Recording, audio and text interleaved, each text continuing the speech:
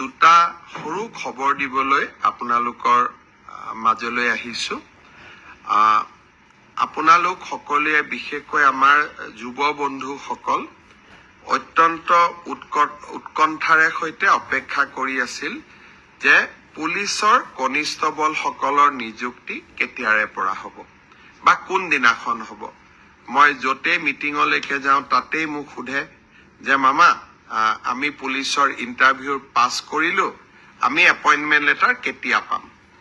মই আপোনালোকক আজি জনাব খুজিছো যে আপোনালোকৰ উৎকণ্ঠাৰ অন্ত পৰিলে 3 তাৰিখে গুৱাহাটীত আমি আপোনালোকক নিযুক্তি পত্ৰ বিতৰণ কৰিম।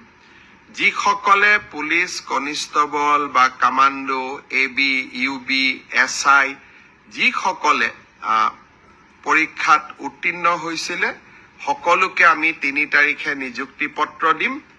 আপোনালোক নিযুক্তি পত্ৰ ল'বলৈ গুৱাহাটীলৈ আহিব, লগত দেউতা মা বা মাৰ এজনক লৈ আহিব। কাৰণ আপোনালোকৰ এই সাফল্যৰ দিনটোত লগত দেউতা বা মাক আপোনালোকে লৈ আহিলে তেওঁলোকেও ভাল পাব আৰু আপোনালোকেও আনন্দ অনুভৱ কৰিব।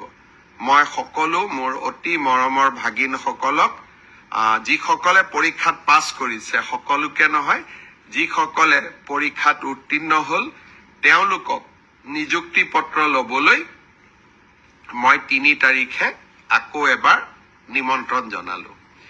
এতিয়া সকলোৱে ভাবিব যে মই ADREত পৰীক্ষাত পাছ কৰি আছো, মই হেল্থত পাছ কৰিছো, এগ্ৰিকালচাৰত মই পাছ কৰি আছো, আমাৰ নিযুক্তি পত্ৰ কেতিয়া পাম।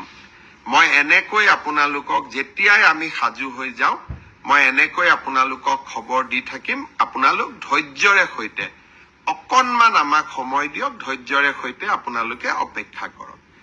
আৰু এটা খবৰ দিব খুজিছো, ইতিমধ্যে আমাৰ মেট্ৰিক পৰীক্ষাৰ দিন ঘোষণা কৰা হৈছে।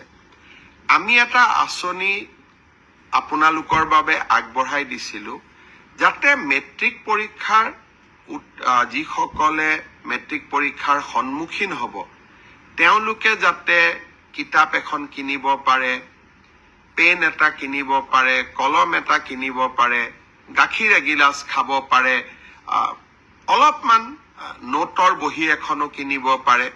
সেইবাবে আমি প্ৰতিশ্ৰুতি দিছিলো যে আপোনালোকক আমি মেট্ৰিক পৰীক্ষা নোহোৱালৈকে মাহত 300 টকাকৈ দি থাকিম। এইবাৰ প্ৰায় 4,25,000 ছাত্ৰ ছাত্ৰীয়ে 28 তাৰিখে শিক্ষামন্ত্ৰী ৰণোজ পেগু ডাঙৰীয়াৰ সৈতে আপোনালোকক নৱেম্বৰ মাহৰ 300 টকাটো মুকলি কৰি দিম। তাৰ পিছত ডিচেম্বৰত পাব, জানুৱাৰীত পাব, ফেব্ৰুৱাৰীত পাব, প্ৰত্যেক মাহতে 300 টকাকৈ আপোনালোকে পাই থাকিব।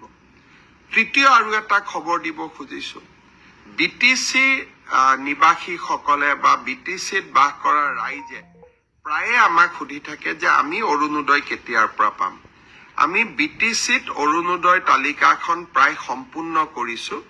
অহা 12 ডিচেম্বৰ তাৰিখে কোকৰাঝাৰত মই যাম, হাগ্ৰামা মহিলাৰী ডাঙৰীয়াও থাকিব, আমাৰ মন্ত্ৰী বিধায়কসকলেও থাকিব।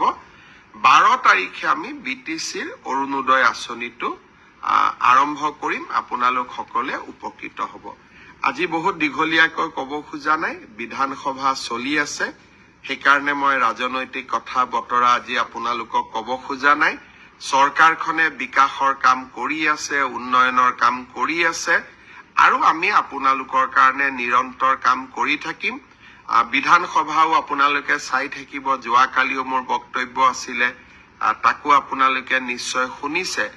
বিশেষকৈ এই বিধানসভাতে চাহ বাগিচাৰ শ্ৰমিকসকলক আমি মাটিৰ অধিকাৰো দিম।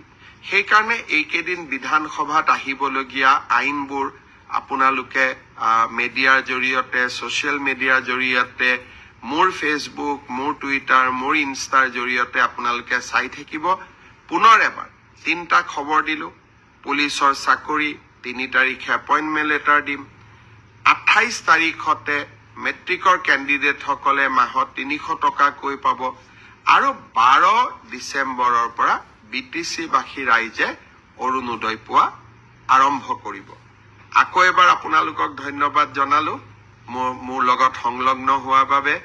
বহুত বহুত ধন্যবাদ। শুভৰাত্ৰি।